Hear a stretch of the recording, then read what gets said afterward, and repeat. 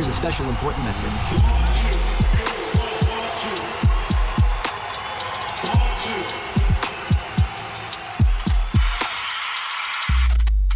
Hello there, welcome to We Are the Road Crew, the podcast that takes you behind the scenes in the world of live music and gives you all of the gossip from backstage about how some of your very, very favourite artists in the world got on stage and did those fantastic shows, which I'm sure during this COVID-19 pandemic, you are, if you're anything like me, are missing quite a lot. My name's Stephen Hill. I am your host. We want to say a big thank you before I tell you what this week's episode is about to our good friends over at Signature Brew, who have kind of buddied up with us for this series of the podcast. Signature Brew, as you may well be aware, are a fantastic beer making company who formed and have been supporting live music since 2011. They've collaborated with many great artists over the years, including the likes of Mastodon, Idols, Slaves, Mogwai, Enter Shikari.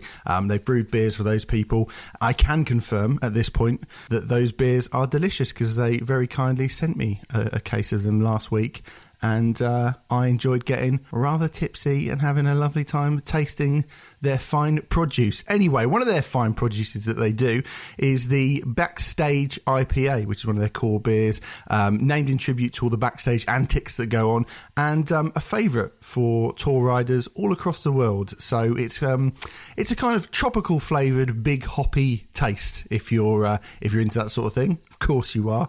And if you want to go over to their website, which is signaturebrew.co.uk, you can put the code ROADCREW into the checkout and get 10% off of all their beers. So that is a pretty delicious deal, if you ask me. Anyway, thanks very much to them. Let's let you know about what's going on this week's show. Our guest this week is a gentleman called Rishi-Louis Gowry. Now, Rishi has been working within the music industry in various forms for many years. He is a promoter rep. Now, I was going to start explaining to you what a promoter rep actually was, but then having had a little bit of email back and forth with Rishi, it turns out that I actually have no idea what that is, and I got the job pretty wrong, to be honest. So I'm going to let Rishi explain exactly what it is that promoter rep does. I don't think we've ever had one on the show before, but he has worked with some massive artists throughout the years. He's going to talk about working with the likes of Perfect Circle. He's worked with Slowthai. I'll probably ask him about that. Ronnie Wood he's worked with. He did the Kevin Smith Silent Bob podcast tour as well. So he's done many gigs, from kind of tiny little pub shows all the way up to huge arenas over the years. And he's also been a stage manager as well. He's done a lot of festivals, Creamfields, All Points East, so we'll definitely be talking to him about all of those things. He's worked with pretty much every contemporary artist of the last sort of 15 years or so, so I'm looking forward to having a chat with him about that, and yeah, it should be very interesting. So here we go, let's throw over to me talking with Rishi-Louis Gowry. All right, Rishi, thank you very much for joining us. From where are you? You look like you're in your bedroom. You look pretty snug there. This is a spare room. I've been kicked out of the office because my wife has an actual job. Right, okay. So I'm not allowed in there anymore. Right, fair enough. I'm in London. You do have an actual job. It's quite a difficult job. It's on pause at the moment. So I mean, as a kind of start to the podcast, I suppose it would be silly of us to try and ignore what's going on at the moment. I mean, for your day-to-day life, how's it been affected by what's going on with the COVID-19 thing? Apart from the obvious fact of no income, I mean, which I think is an obvious point, which I don't think we really need to touch on in terms of everyone's in the same position. In terms of like a mental side, it's difficult not having a purpose in the sense of doing an everyday job. You know, what we do in the industry is work ahead of time, you know, the lead up to festival season, the lead up to the tours before festival season, which is sort of now until May, June, when the festivals really kick off. And without any of that happening, you kind of you've gone from 1,000 miles an hour to zero in the space of 3 days in March, you know, and then it just sort of ended. So it's tough. We're going to get through it. I mean, I'm not sort of, oh my God, we've got to find other jobs and, you know, that's it, career over. Yeah, granted, I might have to go and get a job doing something a bit different for a while. But next year, end of this year, next year, whenever it will be, I think it'll take a minute to get the industry and the economy flowing again, but I'm sure we'll be there. And I'll try and, my wife keeps saying, you're really positive. I was like, well, there's no point being negative about it. It's just going to put everyone in a bad mood. Yeah, that's right. I mean, it is an incredible thing to have to try and fathom. As we sit down to record this, about 10 minutes before we recorded, I got an email saying that Bloodstock's been cancelled this year, which kind of represents for me the last festival standing that I had an intention of going to, and now it's gone. I've still got festivals in my calendar that haven't been officially cancelled, you know, so I know I'm not going to be doing them. Yeah. There's still a glimmer of hope, but that's just the, you know, glass half full in me sort of thinking. Yeah. And it's still quite nice to not have to delete everything out of the calendar. Yeah, in one fell swoop. I imagine that would have been a hell of a day. There was a lot of that. Yeah. April and May was just a mass copy and paste delete. Oh. I'm kind of curious as to the kind of the logistics that goes into having to make that decision, because that is a proper, I mean, whoever's making that decision, that is kind of proper captain of the Titanic, isn't it? Yeah, I mean, it's chaos. It's chaos because I mean, I'm sure we'll get into this more because I work on the promoter side a lot, not all the time, but I do a lot, and the promoter has to make the call.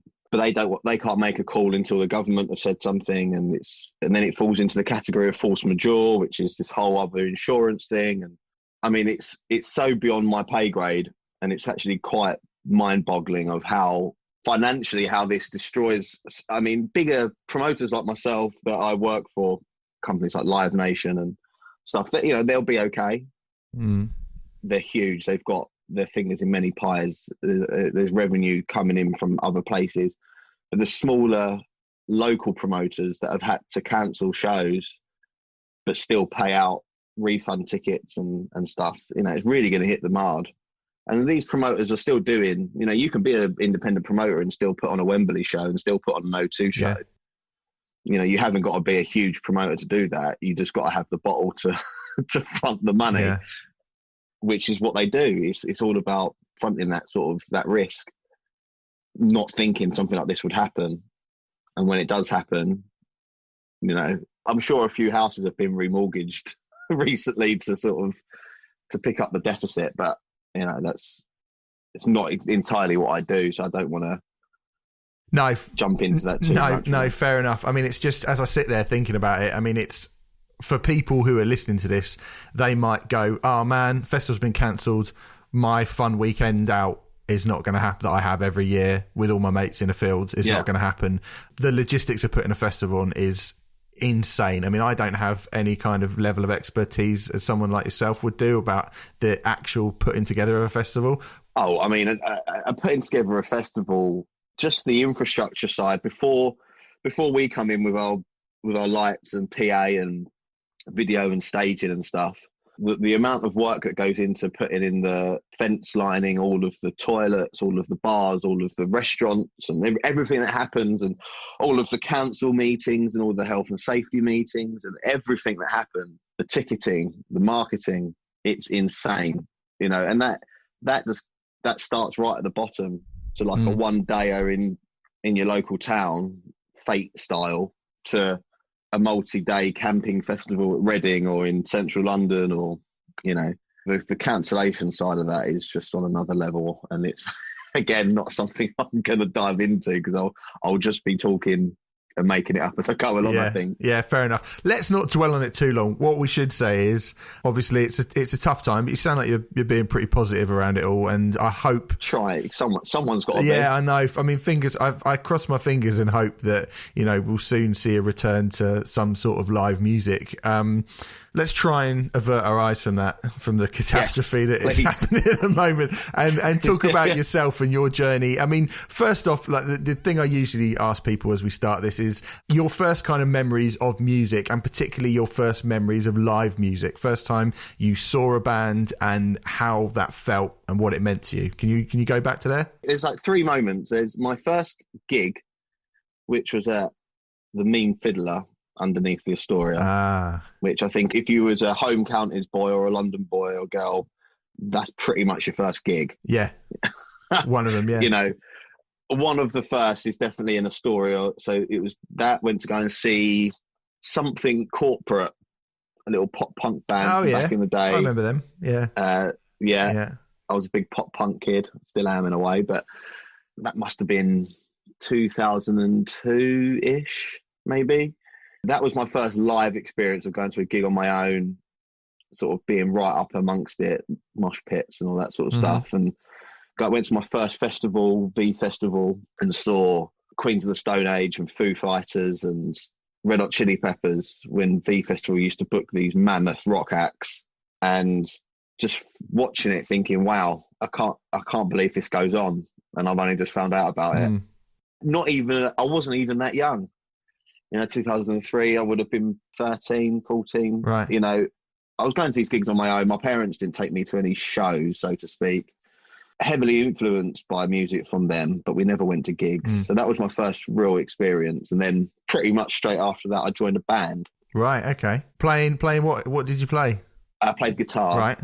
With a band in Essex, where we were from. And then did that for a few years, realised that I was never going to make any money and wanted to get a job.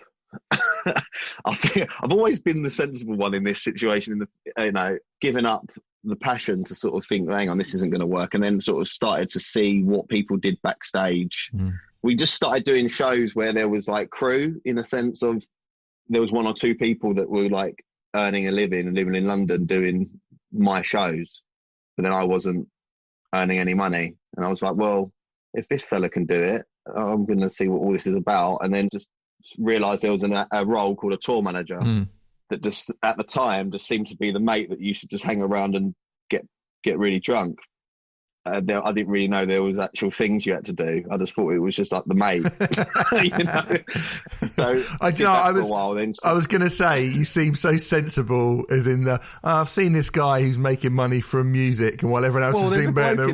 There's a bloke in London that does this, and he seems to get paid and has a house. Yeah. And then, and it's all like very methodical. Like, okay, well, I like gigs and I like playing music. I like being around music. Let's see if I can whittle it down. And then you get to the point where you're like, oh shit, you actually do have to do some work with this as well. Yeah. Well, the thing is, I've always been a bit of a control freak. I like, not in a weird way, just in a, like, I've always just organised it. Yeah. Even when I was in the band, I was always like, oh, let's just do this. This is quicker. Let's do that, and let's pick this stuff up first because that's coming out of the van last. And, already started to figure it out. And then as the years went on, I started doing some TV work. So I always wanted to work in TV when I was a kid. That was what I studied at secondary school and stuff, like media, and wanted to be a cameraman and a director. And sort of music just sort of was just, I didn't realise I could have a career out in that industry. So I got a job as a runner, luckily for MTV at the time, when they were producing a lot of their own stuff. Then I started to do a lot of filming stuff. So we were doing like Kings of Leon at the O2, right? And I was part of the camera crew for that. And there was like Stereophonics at Wembley. And then I went from, me being in the band, playing in a pub to like 3 people, to then being backstage at an arena show with an arena band when you're seeing tour buses and they've got 75 people touring with them. And, at the time I was probably 18. Wow. 17, 18. Just like, oh, right, okay, this is way different to what I thought. And then as you start going out, you start drinking, you start meeting people. And it just so happened that one of my really good friends from back home in Brentwood was a drum tech for a band.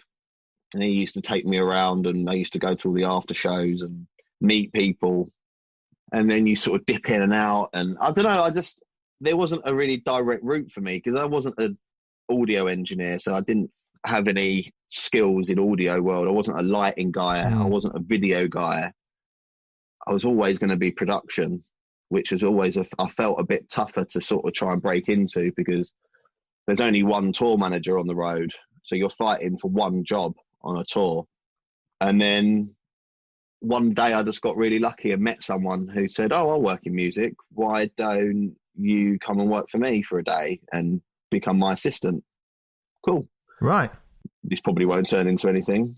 And then that built into something else. And I met someone else. And then before you know it, I'm hanging out with all these guys at Metropolis, who are this massive promoters in the UK at the time, still are. And then a lot of them people went and worked at AEG, who I work for as a freelancer now. And I've been there for 5-6 years, working on some of their biggest festivals and some of their biggest tours. Well, I mean, you've steamrolled right through what feels like an entire lifetime of accomplishments, which then when you actually said it, you were like, I was 18 at Stereophonics. I mean, you've gone from seeing something corporate at the age of 13 on your own at the Mean Fiddler and presumably falling off of that fucking step as well. That's still... Yep. Yeah. For those of... we can swear on this, can we? Oh, yeah. Okay. For anyone who doesn't know what I'm talking about, I'm sure a few people do, but the Mean Fiddler used to have... The dance floor was a step, wasn't it? It was about a sort of foot-high step.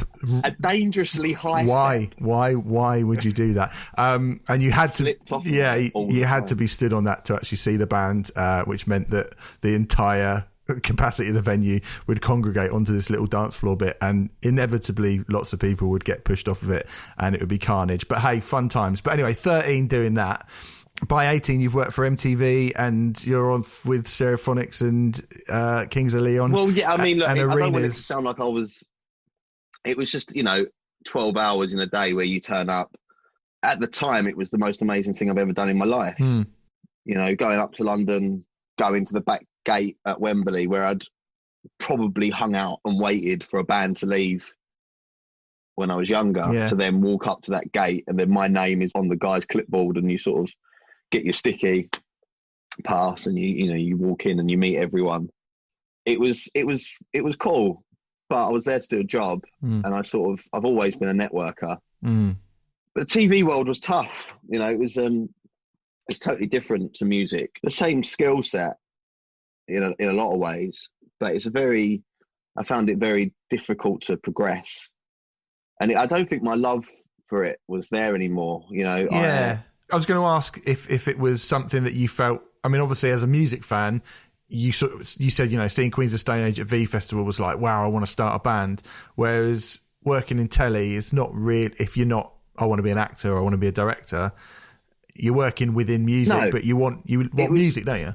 Yeah, exactly. And it was just luck that the first job, to put some clarity to, the first job I did for MTV was the Nickelodeon Kids' Choice Awards in London. Right. And that wasn't, nowhere near related to music. There was a few musical guests on there, but I was just one of the runners, get the coffee, make the coffee, bring the coffee, don't spill the coffee kind of guy. Yeah. And then the guy who was the producer on there was one of the producers for the MTV stuff that I went and did. So the Phonics stuff and the Kings of Leon stuff. It was always the same director and the same producer. So it was just luck that I fell into that. And I don't think without that, I would have really seen for myself at how big the music world is, because I'd only ever really done what I'd done in terms of the shows that I'd played on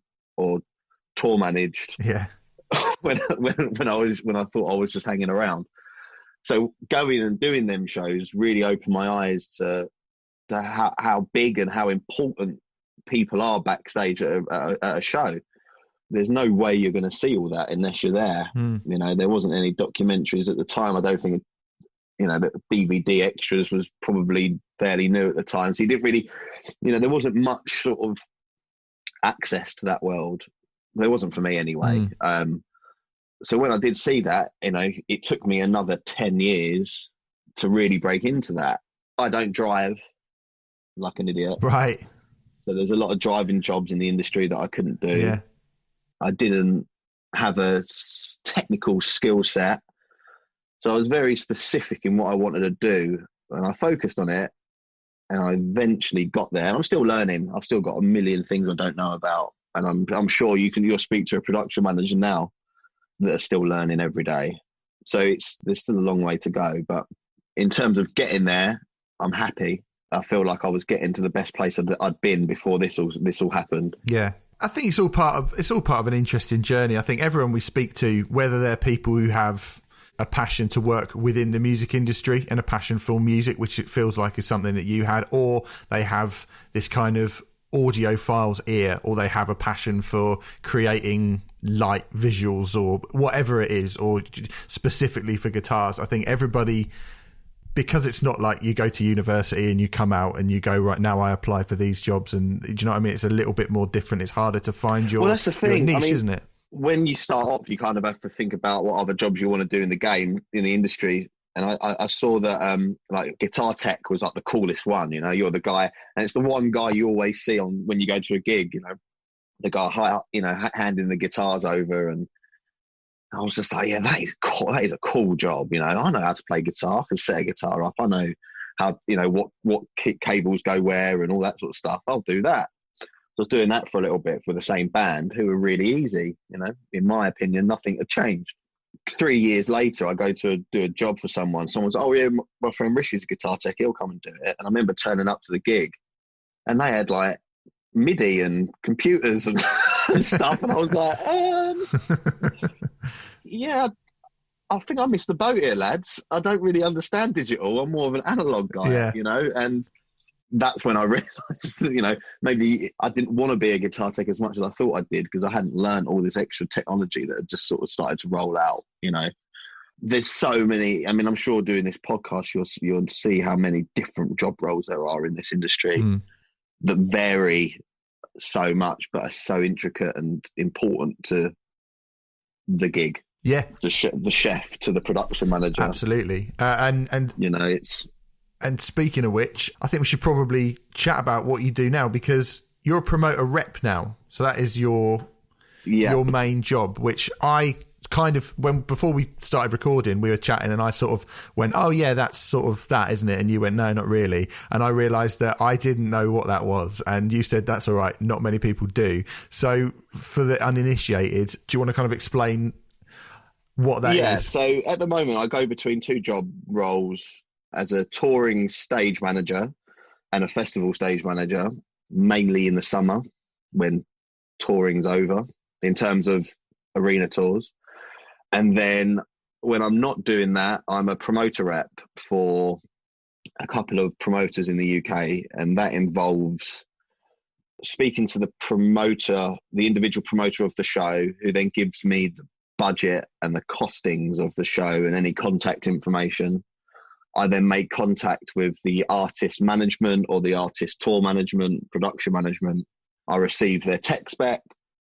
I then speak to the venue, get their tech spec, overlay everything, make sure that what they want to do fits or what they don't want to do, or, you know, how many trucks do they bring in, how many parking spots do we need, how many riggers do we need to book, how many local crew do we need to book. Do we have the money to book that? If we don't, I go back to the promoter and try and get more money, or I get the tour to redesign the show to fit the budget. You know, there's a million different scenarios there before you've even got to the show. And then on the day of the show, I'm there from start to end with the artist and the venue manager. I'm in charge on the day from anything from the catering to the customers and ticket holders' safety, in terms of egress of the venue. I mean, it really varies from pub shows to arena shows, and you go to stadiums and stuff, which I haven't done yet. But it really varies. I could be at the Old Blue Last on Tuesday, and then at the O2 on the Wednesday, with a metal act to a garage act. Yeah, you know, it just depends who you work for. It's super interesting, and I love it. Yeah, that sounds great. I mean, again, I think it's probably something that people don't. You've got, like you say about a guitar tech, everybody sees the guy come on stage. Everybody sees the guy go 1 1 1 2 1 2 1 2 into the mic and goes, ah, yes, road crew, people who work behind the scenes. But it's probably being a go-between between promoter and venue and artist is not something people probably even think about, really.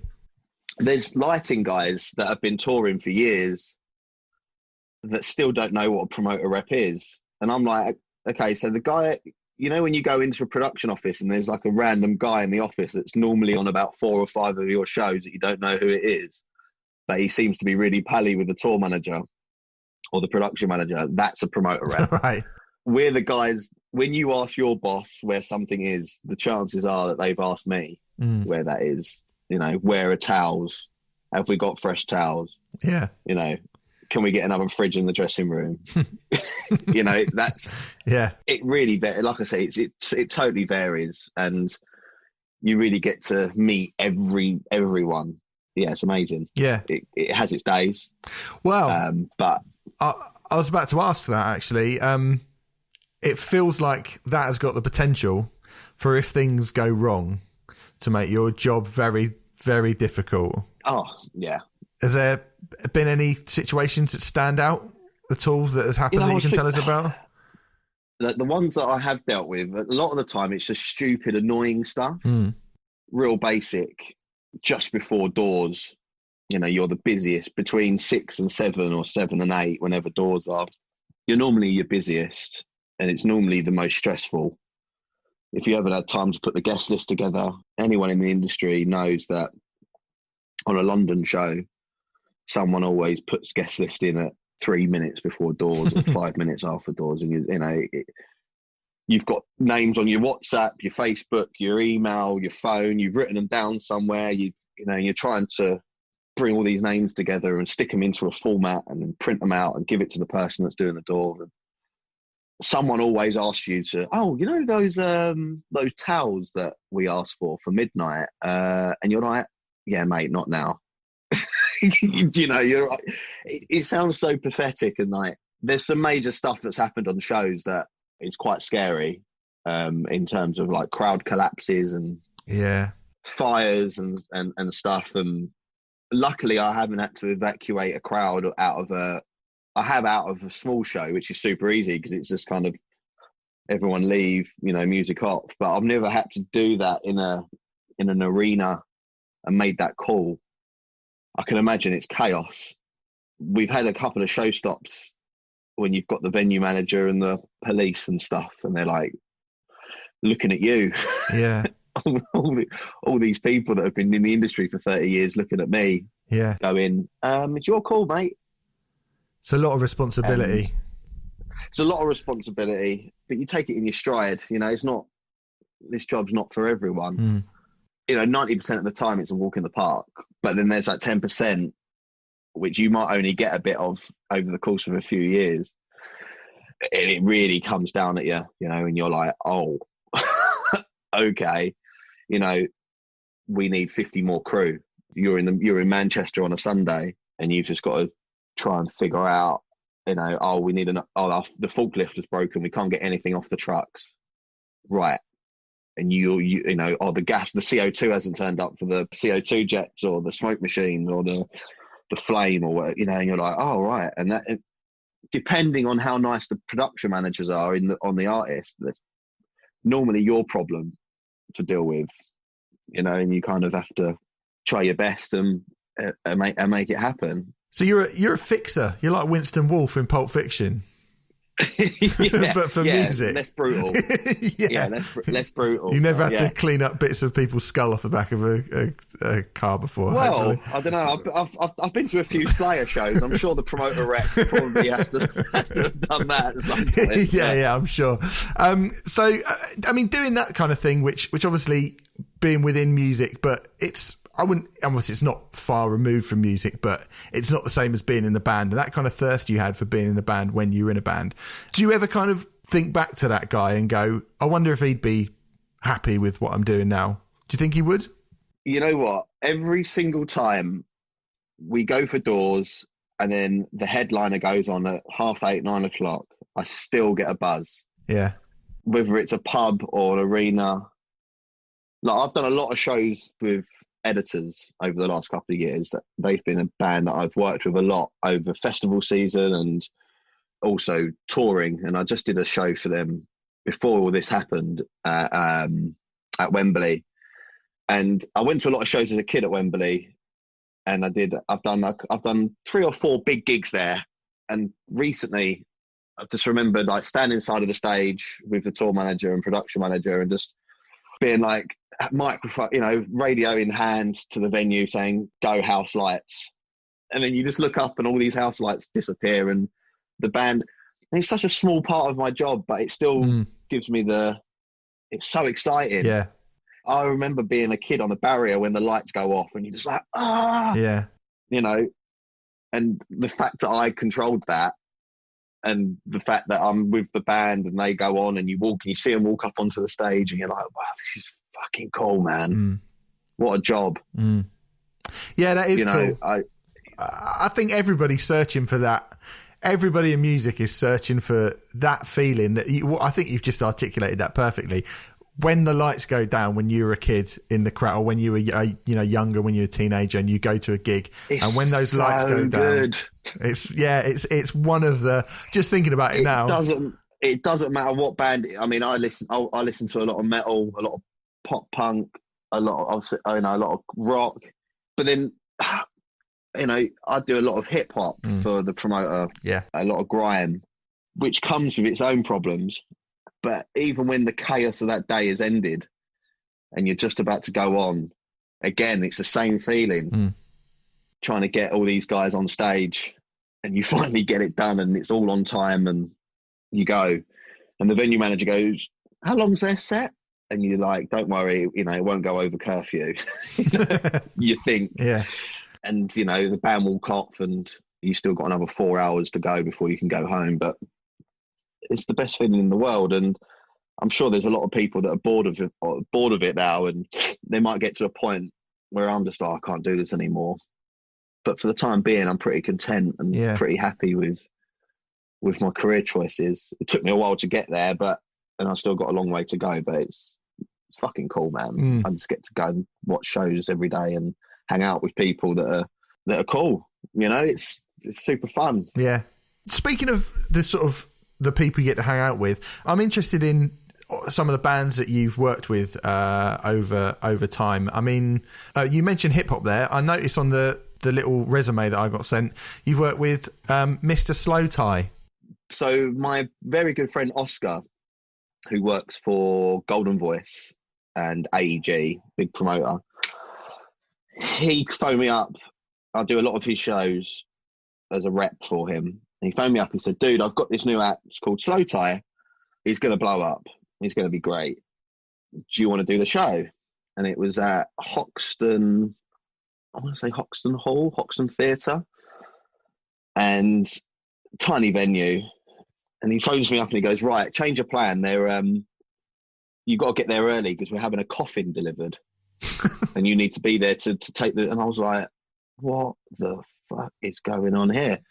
So I turn up and I meet Slowthai's manager, and this coffin turns up, and we're like, and he's like, yeah, we're going to carry him through the crowd in this coffin, and he's going to get up. And I was like, didn't know anything about this guy, anything. I didn't know what he was. I just thought he might have been like this like shoegazy vibe. I just didn't know what he was going to be. And lo and behold, this Thai turns up and just a ball of energy, and ever since then we've done every single UK show near enough, apart from a couple of Scottish ones and a few corporate ones, but we've done near enough every ticketed show for him, and it's been a journey. Yeah, I bet. We've gone from Hoxton Hall in 3 years, I think, to Brixton Academy. He's the best. He's the nicest guy. Is he? And I knew this was going to come up. He's a live wire. He is, man. And I don't know if I'm going to get in trouble for saying all this, because it's not really my place. But he's so nice. And yeah, he's crazy in the sense of he just does what he wants to do when he wants to do it. But he's super humble, and he's grown up a lot over the years. And then when all that stuff, I'm sure this is what you're getting at, of what... Well, there's a bunch of stuff that is... I mean, he's upset a lot of people over the time, hasn't he? Let's be honest. He has. And what annoys me about that is that a lot of it is the social media witch hunting again, right? And whatever was said and done on the red carpet in terms of the host, the female comedian, I mean, I can't say anything on that. I don't know what was said. I wasn't there. Throwing a glass, that's pretty bad. But when everyone's a year ago being like, rock and roll's dead, Liam Gallagher was the last rock star, fucking there's no rock and roll stars anymore. And then Slowthai turns up and pretty much does what Liam Gallagher did time and time and time again at the Brit Awards, and then he gets hung out to dry for it. I just think a lot of the people that were given it were, they want a rock star, and they get a rock star, and then they don't want it. They were. Those people were quite happy to see him decapitate Boris Johnson at the Mercury Music Prize, weren't they? Yeah, of course they were. He's an absolute genius. Yeah, I mean, I was at that gig. He's not for everyone, man. No. And if my in-laws went and watched him, they would think he was tragic. But he speaks to the kids, and the kids love him. You go to these cities, you go to Newcastle, and you go to all these working class places on the Fuck Brexit tour, which it was called. Yeah. And the kids loved it, and I don't want to spend the whole podcast talking about Slowthai, but he's a really good dude, and it's been an absolute pleasure to work on them shows. And he's super up for doing loads of production and stuff, which is great because it keeps me in a job, and it's super exciting, and he's always up for doing mad ideas. I like him. I like the cut of his jib, for what it's worth. He's not for everyone. I like him. I mean, he's not for everyone, but he's an enigmatic figure. And speaking of enigmatic, there's a couple of enigmatic figures that I wanted to talk about that you've worked with. Let's move on to A Perfect Circle, my favourite band ever at all. And Maynard James Keenan, I've spent 3 minutes in the company of Maynard James Keenan, and I'm terrified of him. I thought he was felt like he was eyeing up how to jiu-jitsu break my back. Like, he's intense. Maynard and A Perfect Circle, that must have been wild. Again, one of the bands, sort of got into Tool late. I think you kind of know who they are, or you have no idea who they are, Tool. It took me a while. But always liked A Perfect Circle. I was always a Smashing Pumpkins fan, and I loved James Iha, and I knew that he was in the band. So, you kind of just fall into I've always been a Wikipedia guy, where you kind of search of someone and then click through and see what else they do. And that's how I found A Perfect Circle. And, fast forward however many years that was to be asked to do A Perfect Circle show, I jumped at the chance, 2 nights at Brixton and a night at Manchester Apollo. Insane. Absolutely insane. Just the artistry of it all. And I didn't really meet him. I saw him. We stood next to each other in the corridor, but it's always before stage time, and, you don't really want to be that guy. No. That's sort of... especially to Maynard. So they came back, and we did a Wembley and Manchester Victoria Warehouse show, which were insane. Funny story from the Manchester gig. Have you been to the Warehouse before? I haven't, no. Victoria Warehouse. No, I haven't. Great venue.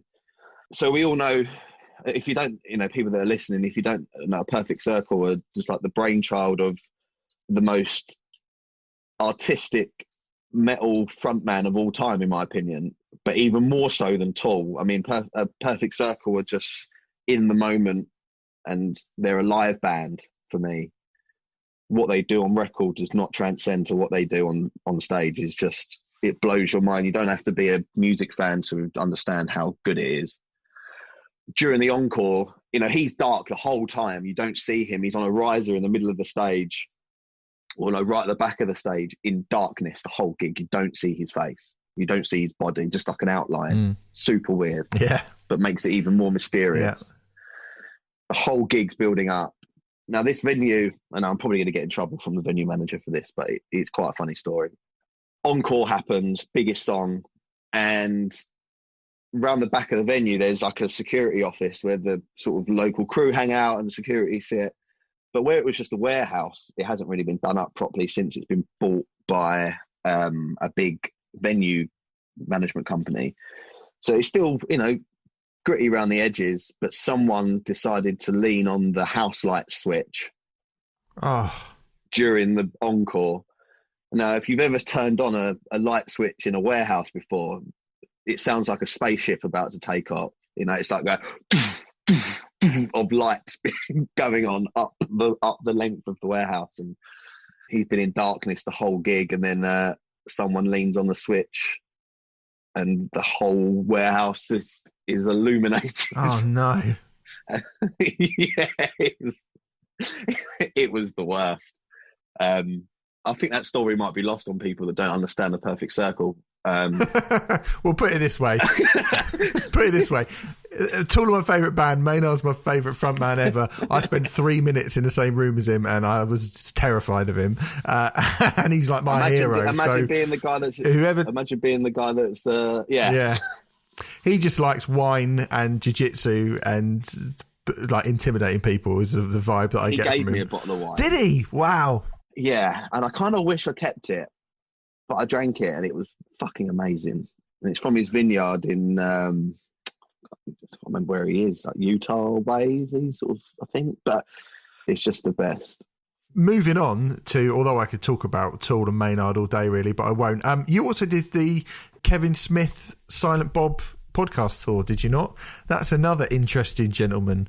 Did you get a chance to hang out with Silent Bob at all? Well, this is a good one, because normally as a promoter rep, you just deal with the artist's team. You turn up, they've done all the work, and you kind of put it together and you do the show. With this one, they don't have a team. I was told by my boss that I had to do everything. I was the promoter rep, the production manager, and the tour manager. A lot to take on, a lot of job roles to do, but at the same time, super exciting because it was Silent Bob. And I was like, this is sick, 17-year-old stoner me was super excited about it. And I got to hang out with him every day for, I think we did 6 shows. So we was out on the road for like a week, and it was great. I didn't really listen to the podcast. So I'm not a massive Kevin Smith fan, I don't claim to be. I know who he is and fully aware of his back catalogue and his writing credentials, but it was super fun, and he's just a really nice guy, and I got to hang out and sort of get him from A to B and stuff. And again, another situation where the routing of the tour was really weird. We did Scotland on the, I can't remember, I think it was like a Wednesday, and then we had London on the Thursday. Fucking, that's a bit of a schlep. So me and the crew, we were on the tour bus. I booked them flights and a hotel, so they flew down. I had one of my drivers that I use a lot to go meet them at the hotel, but Kevin only wanted to stay in one hotel, and the other guy that was doing the podcast with him wanted to stay in another hotel near the venue so he could come and go as he pleased. And it got to the point where the driver, a good friend of mine in the industry, phoned me up. He's like, Rishi, mate, I ain't going to get him from Greenwich to wherever he was staying, like Green Park. The traffic's mental. I'm not going to get him there. You're going to have to push the show time. I was like, we can't push the show time. And I was like, where's this? I looked at the map. Their merch person, they had a mate that was helping them do their merch. So I phoned Kevin up. I was like, hi, Kev. Which was weird as well. Like, to be on like Kev basis. Kevin Smith. And he's like, hey, Rishi. Again, super weird. And I'm like, dude, I'm going to need to get you on the tube. And he's like, what? And I'm like, yeah, if you get in a car, you're going to be in traffic for 3 hours.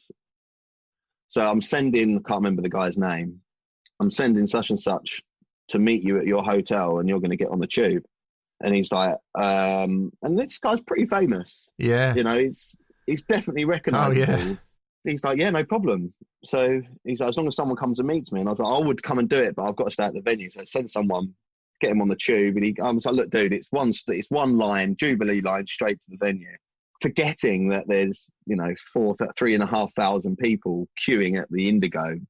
And the only way into the Indigo, if you haven't got staff with you, and everyone hangs out outside the O2 smoking. And everyone's dressed like Kevin Smith. Everyone is this comic book dude with a hockey jersey on, a rain mac, and a backball baseball cap. And I was like, this is fucking genius. Hidden in plain sight, Kev. We're just going to walk through, and no one noticed. I walked Kevin Smith through a sea of Kevin Smiths, and no one noticed. That's amazing. It was genius. I was like, yeah, in you go, straight into the venue, and we did the show. And it was, I haven't actually listened back to the podcast but I think they recorded them. Yeah. Babylon, it was called Hollywood Babylon. It was super funny. Super funny. If any of those, if you're listening and you were one of those Kevin Smiths dressed up in a rain mat outside that show at the Indigo, you are now kicking yourself that you didn't spend a little bit more time examining each and every one of those Kevin Smiths. He might have just been stood next to you. He might have bummed a cig off you. I also was going to ask you. It's funny you've dovetailed lovely from someone else who got the tube to the O2 was at this year's Brits, I believe, was Ronnie Wood, who you've worked with as well. I have, yeah. Yeah. You've taken a sharp intake of breath there. Is there any particular reason for that? To say I wasn't fanboying, I'm a massive Stones fan. Massive. You know, you never think in this industry that you're ever going to work with the Stones. You know, there's a very upper echelon of crew that work with the Stones, you know, best of the best. Everyone that works for them is the best of the best. Anyway, I get a phone call.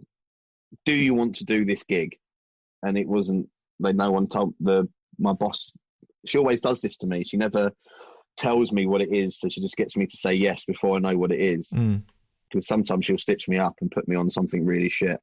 So I had to take a bit of a risk. I was like, okay, yeah, I'll do it. What is it? She was like, Ronnie fucking Wood was the email. And I was like, oh my God, okay, great. I can do this. I'm a professional male. I can.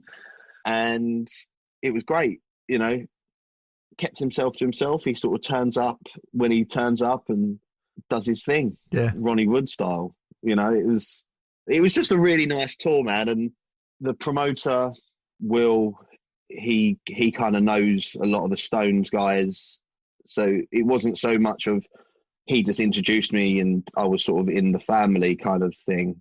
Ronnie's manager, who works for the Stones, was just like, yeah, man, just come to a Stones show whenever you want. Fucking hell, wow. And I was like, oh, fuck. You know, yeah, I'll give you a family and friends pass. And I was just like, oh, fucking hell. It's happening. It's happening. It was great.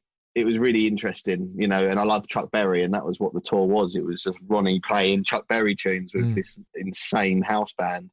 Super different. Like I said, it's so eclectic what I do. It was amazing. Yeah. It was a once in a lifetime opportunity to work with a Stone, in my opinion.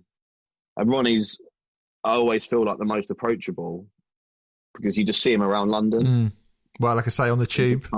Yeah, he's just pretty normal. I don't know them. You know, he just seemed like the most bit of a geezer. Yeah. And he was really polite and really nice. And yeah, it was an honour.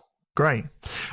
There's plenty of other people we could talk about, but those are the ones that stuck out the most to me. And I wanted to move on and talk about your work within the realms of the festival world, which we've already sort of touched on a little bit. You stage managed a few festivals. Creamfields, I think, was one that I saw, and All Points East was another one as well. Was that right? Yeah. So All Points East is that's an AEG festival who I rep for. So it all just kind of falls hand in hand with that kind of just works really well. The same for British Summertime. Creamfields is one that I do every year since 2015, I think. That's hard work. Yeah. Super hard, especially when you hate house music. Yeah, I imagine it is. You know what? It is fun. I do the bigger stages where like the EDM artists are on. Yeah. I mean, if you're not scared of a bit of flame, it's hot up on that stage 24 hours a day. You know, it's CO2 and flamethrowers and fireworks going off and DJ risers that are 17 foot high, shaped like a star that, you know, they really throw everything they've got at these gigs. Super fun. But All Points East is probably one of my favourites because every year, it's the second year, it was meant to be this next end of the month was going to be the third year. Yeah. But the lineups are so mental. I've worked with some of the biggest artists in the world, and stage managing for me is like the real passion because you're in the thick of it.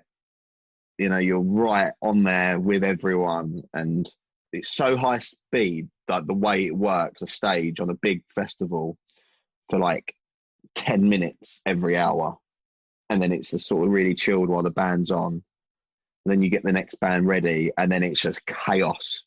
And if you've ever watched the festival, people that are listening that may or may not know about, when you see all of the stuff switching around, it's like a dance of risers and drum kits flying around a stage. And it is organised chaos, because there's never enough space on a stage, especially behind it. And when you've got to try and get everything out at the same time and try not to run over people's feet and run over cables and send the whole gig, it's amazing. And I've done the Strokes and Nick Cave. Oh yeah, amazing. So bringing it back actually to Queens of the Stone Age, there was an image when I was at that V Festival show which really stuck with me. There's this one moment where Josh Homme is being filmed walking up the stage, and he's got a fag on the go, and then the band are playing First of the Given, and he's just walking up, guitar tech hands in the guitar, and he just walks out, gets his fag and just flicks it, and it lands in like the camera lens of like the camera that's filming him. And it was just it would never happen again, and I think even he must have been like, that was sick. Yeah. It was so cool to be really young and see like that rock and roll. It was, everything about it was amazing. And I haven't really had a moment like that for a while where I'd been like, wow, that was cool. And then Nick Cave comes along. And again, I don't know too much about Nick, and I know his hits and I know who he is. And I don't think I would have ever paid to go to one of his shows. I just didn't know his back catalogue, but I was excited about the gig. And when you're stage managing, you're always conscious about the first band going on late, because that could potentially mean the headliners going on late, you running over curfew, and then the festival director shouting at you because they've got to pay or lose their live music license. There's a lot that goes with it. So sometimes the promoter will program the festival and say, look, actually, you've got 30 minutes. We've actually got the license till 11:30. So you've got a bit of play space. But in this particular festival, they try and squeeze as much as they can on to get as many of the best artists as they can, which is fine. But there's normally like a minute to play with at the end of the night. And I said to the Nick Cave's production manager, I was like, how long does he play for? And he's like, he plays for 1 hour 58. And I'm like, oh, okay. And it was like, what was it, 9:03? So we're a minute over now. And it sounds stupid, but a minute. So if councils want to get be dicks, they will be. And if it's a minute over, that's your license gone. Sometimes, not all the time, but that can happen. You can refute it, but it does happen, and it causes a lot of problems. And he's like, no, it's fine. The band will start playing at the 1 hour 58 mark, and then you're good. So when you're standing on the back of the stage at all points, you can see the whole site backstage, and you see where the dressing rooms are. And I see like a muddle of people walking, and Nick in tow, tall suit, long hair, cool as fuck. Yeah. He's got his wife with him. He's got every cool celebrity you can imagine is there. Everyone's there. He walks up the ramp, the band are playing. He doesn't stop. He doesn't say anything.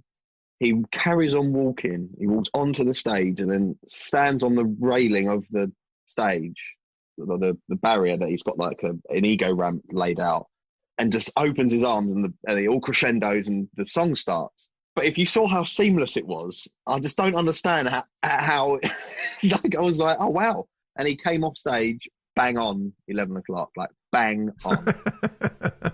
Wow. It was just a really cool moment, And like the production manager, big bloke, turned around, he was like, told you, hard hat on, load out, it was cool. It was a really, really cool moment. And you find yourself in these mental situations as someone who's a music fan that's still got the love for it, sort of standing next to your favourite band. And it's festival season for me is so exciting. And a lot of the time it means that I get to come home every night for their London festivals. Yes. And hang out with my wife, because what we haven't really touched on is the amount of time you spend away. It's a long day for you, isn't it? That is a long day, especially a festival. It is a long day, but when you're touring as well, like not festivals, but like touring, you're all I could be away for 5 weeks. It's tough. So when you get to festival season, you're essentially just a weekend warrior. You just go and do weekend stuff, and it's great. Everyone's really happy. You see a load of people you don't see. It's kind of like the meeting place for everyone. You look at the lineups, and you don't tend to really care who the band are. You just kind of like, oh yeah, Steve works for them, and yeah, John works for them, and you're like, oh yeah, go and hang out, and it's really fun. You're outside. It's really healthy if you keep healthy. It's tough with festival food hanging around as well, isn't it? When you are doing festivals. Yeah, and I mean, I've recently just given up, but I smoke like a chimney when you're out. But she's just outside, you know. So it has its pros and cons, but it really sucks. It's not happening this year, but it's the best. I love festival season. It's not for everyone. You have some shit days, man. Yeah, I was about to say, you're making me. I'd planned to have a year off festivals this year, because for the last 10 years I've practically been at every festival, every kind of big festival all the time, and I was like, I've got so much festival fatigue this year, I'm not doing it. But when you talk about it like that, it does make me go, oh. I mean, thank you also for confirming that Nick Cave is the coolest person that's ever lived as well. That is something that I'd a long held suspicion of mine. Just to kind of end up on to kind of close up on festivals, let's take the COVID-19 thing out of the equation for a second and just pretend like that's not actually happening. Yeah. Probably when you and I first started going to festivals, I mean, my first festival I went to was 1996, so that's a little bit before you, I presume. And there was Reading and there was Glastonbury, and then V Festival came along. There was Phoenix. 97, that was. Yeah, and there was Tea in the Park, and that was it, really.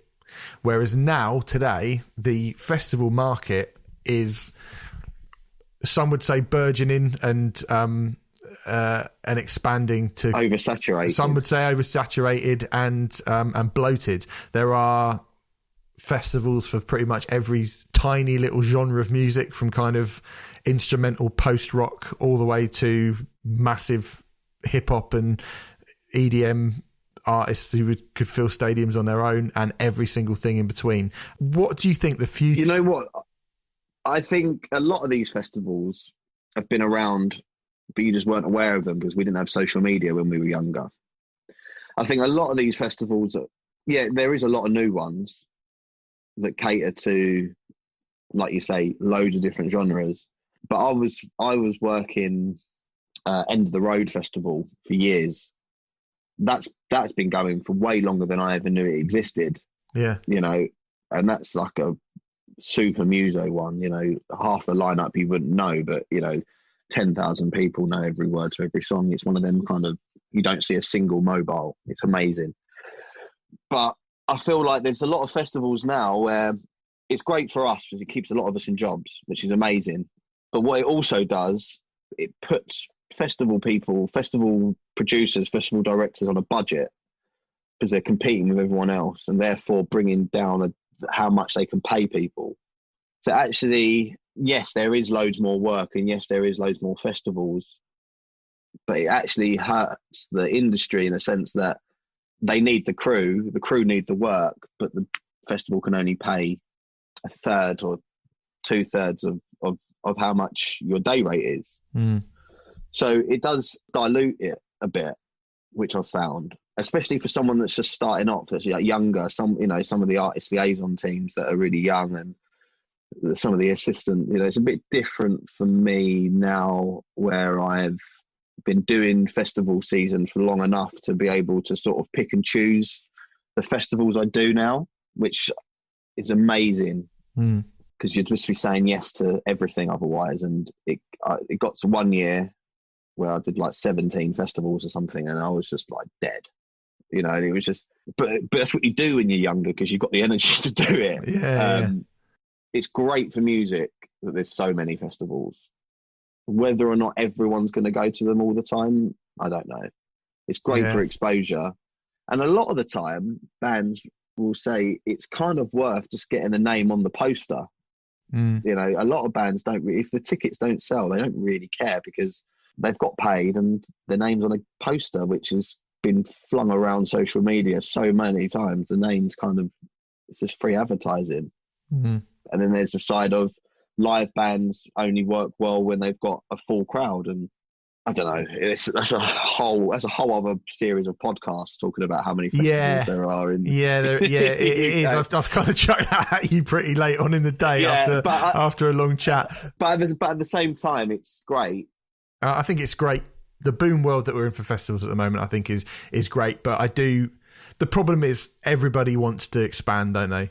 I think that if there's something that I look at it from a consumer's point of view, not everyone can afford to spend, like, if you're spending £250, £280 to go to download, if you're a rock fan, for a while there was Sonosphere, and it was like, well, can you afford, if you want to see Metallica and Kiss, well, Kiss are playing download, Metallica are playing Sonosphere, so you got so that 280 quid then becomes 340 quid for you, plus the camping, plus the food, blah blah blah. Then you add in Bloodstock, and Bloodstock before it was only 8,000 people. It's now ticking up to kind of 20,000 people, and they're booking Parkway Drive and Sabaton and bigger bands. So suddenly, if you're a metal fan and you've got Arctangent have booked Meshuggah, I want to go to that. 2,000 Trees have booked Enter Shikari, I want to go to that. 2,000 Trees, man. See, this is what's good about festival season, is that the little ones are so sick. 2,000 Trees is it's such a vibe there. It gives these like bands that wouldn't normally headline an opportunity to headline a festival. Like my buddies Death Havana, they like smashed it. Yeah. And they wouldn't normally headline a festival like that, but then, it's just cool. There's some really good ones, is what I'm trying to say. Yeah, I think you're right. I kind of don't mind being there. I'd much rather go to, what I like about All Points East is that it's a massive festival in a massive park in East London, central London, but the creative hasn't been lost. It's still got have you been? I went I saw the Bring Me the Horizon Day last year. Yeah, that was a bit smaller. They scaled the site down for that, but when it's like the festival site, not the second weekend, the first weekend, when it's like the full thing, the creative on it is insane. And when you go to Reading, kind of it's just bar, toilets, merch, there's no creative side. And what All Points East have tried to do is they've tried to keep the small scale, boom towny festival vibe on a large scale, which obviously comes with serious problems because you spend an absolute fortune on set and stuff. But it's a bit of a journey for the audience. It's not just about the stage; it's about what's going on around it, like at Glasgow and stuff. Yeah, for sure. I mean, and you mentioned the lineup. I mean, I've just looked at. I remember. So last year it was Bring Me the Horizon, The Strokes, Chemical Brothers, Bon Iver. I think Mumford & Sons supported by Dizzy Rascal. I mean, that's mental in itself, isn't it? It's insane. But this Bring year, Me was supported by Ron the Jewels. Ron the Jewels, yeah, great. And it was amazing. And Nothing But Thieves on before then, and it was a great day. Yeah, it really was. And this year it would have been. I mean, Massive Attack with Tom York and Tame Impala, Bombay Bicycle Club, Kraftwerk. Kraftwerk with Iggy Pop would have been so great, It's a real shame because that's a very eclectic lineup. It's funny watching like a load of, sort of being at the festival with a load of Bring Me fans, and the next day it was a load of Bon Iver fans, very, very different people. But it was amazing. It was super cool. And yeah, I can't say enough good things about that festival in what they're trying to do in terms of and I think it was definitely the way that Reading started to go, because you'll remember when we used to go pre 2010, it was always indie day, metal day, classic day, or in some sort of order. It was always who's playing on the metal day? Finch, always on there, and it was amazing. It was amazing. I loved it. And now maybe the people that were my age then were thinking the same. I don't know. I feel like it's just turned into a bit of a Radio 1 big weekend kind of vibe there. Yeah, I'm not going to get into Reading here because this podcast will never end, and I'll be foaming at the mouth by the end of it. But I'm not getting into it. It's not for me anymore. It's for young people that they can have it. So, Rishi, thanks for chatting, man. It's been really great chatting to you. We're going to end as we always do. I mean, I kind of teased it a little bit before. Best day on the job, worst day on the job ever. Are there two polars that stick out for you that really sum up your career? Worst day on a job. I won't mention who it was and who was involved and stuff, but it got pretty hairy at Wembley. There was weaponry involved, and people were turning up with, let's just say, gang affiliated stuff. It wasn't the place to be. That really sucked. Best moment, I think it was either doing my first arena show, which was a Perfect Circle at Wembley, like working on my first arena show as like in a management level, or it's one of the many stories from All Points East doing the main stage, like Nick Cave or the Strokes or something, something along them lines of just getting them bands on stage, that level of artist, and being responsible for getting them on in a way and having a part of that. Anytime you see a load of kids having the best time of their life and you've kind of had a little bit of responsibility in that, it's really fun, without sounding like yeah, man, I'll just do it for the love, No, man, I think anyone did it. Like, I think that probably is. You do sound like that, and that's a nice thing to sound like. I don't think there's anything wrong with that at all. I think that's good. Dude, thanks very much for coming on. We really appreciate it. It's been lovely chatting to you, and fingers crossed you get to go back to work soon. I mean, obviously, more importantly for you and your livelihood, your mental health, your financial situation, and just for the love of doing it. But also, I after all this, I really want to go to a gig now. I just really want to go to a gig. I just want to go to the pub. I'd like that as well. I'd like to go to the pub before going to a gig. That would be, be lovely, wouldn't it? A gig in a pub would be an all-round win. Yeah. And look, we'll go back to work when we go back to work. I don't think anyone wants to force it. No one wants to be the band that gets everyone virused up. Yeah. Because there's going to be the first one to do it, and no one wants to be that band. No, of course. And no one wants to book a show where this is still flying around. So, it is shit, and it's going to get shitter probably, but it's for the right reasons. We just got to be patient and be as sensible as we can be and stay healthy. And boom. Amen. Amen to that. Dude, Rishi nice one. out. Thank you very much, mate. Cheers. So there you go. That was Rishi-Louis Gowry. What an absolute lad. I love talking to people who still have that passion for music and who are just in awe of the job they do, who genuinely love the job that they do. And Rishi clearly is just as passionate about music today as he was all the way back then. And I also want to thank him for not just for coming on the show, which, is fantastic of him to do. I also want to thank him for confirming my long-held suspicion that Nick Cave is the coolest man that ever lived. Can you imagine seeing that, being on that stage and seeing Nick Cave walk out to all those people? What a moment that would have been. And that is the thing that we're missing during all of this this COVID-19 pandemic. I think I probably speak for all of you when I say I cannot wait for the day when I can stand in front of a stage and see an amazing band do their thing again. That is going to be a moment which I just cannot wait for that to happen again. Hopefully we are distracting you enough on the podcast for you to feel too depressed about the fact that you can't really go out anywhere. And we will be back with another guest coming next week for the podcast. And I'm not going to tell you who it is, but I think it's going to be a very, very good one. I think they're all good, but next week is a really, really good one. So I'm really looking forward to chatting to him. And but you'll have to wait to find out who that is for about a week's time. As it is for now, like I said at the start, thank you very much for listening. Do go and find us on our social media channels. We're at Road Crew Pod on Twitter. We're on Instagram, we're on Facebook as well. Give us some love on there. Please leave us a review if you like the podcast on wherever you listen to your podcast. And of course, thanks to our friends at Signature Brew. Go to signaturebrew.co.uk and use the code ROADCREW in the checkout and you get 10% off all of your beverage orders. But for now, I'm out and I will see you next time. Thank you.